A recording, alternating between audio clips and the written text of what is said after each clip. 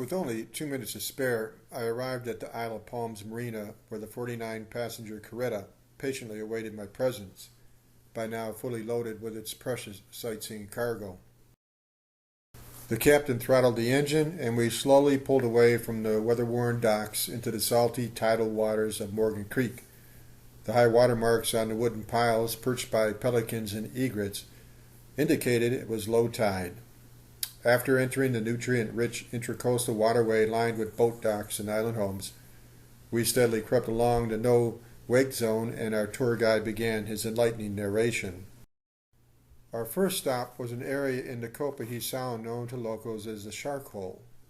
The open stretch of water is an excellent feeding ground for sharks and an ideal location for bottlenose dolphin sightings.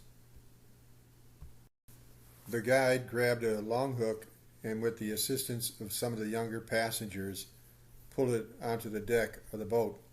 From the trap he chose 3 specimens, 2 blue crabs and 1 stone crab. He spoke extensively about their habits and place in the estuary's diverse ecosystem.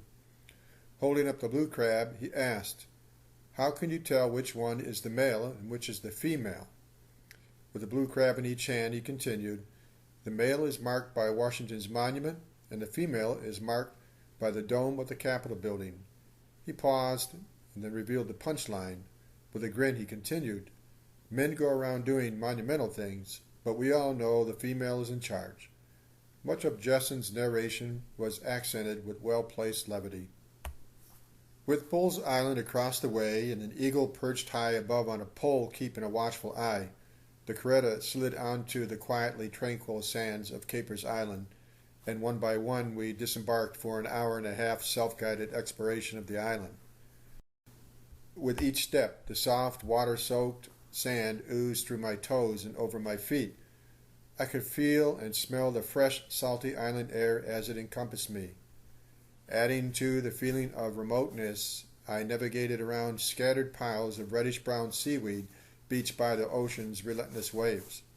Undisturbed and unprotected, highly prized trinkets of the beachcomber, bleached by the southern sun, were randomly strewn about. Among them the South Carolina lettered olive. A few pieces of old driftwood laid partially buried near where the sand met the grassy dunes, and increased in frequency as I continued up the front beach towards the foremost reason I came to Capers Island.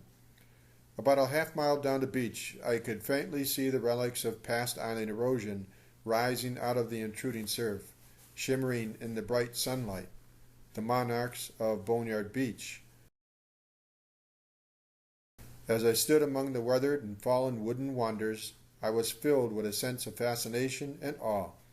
Seeing is believing, and a picture truly paints 1,000 colorful words.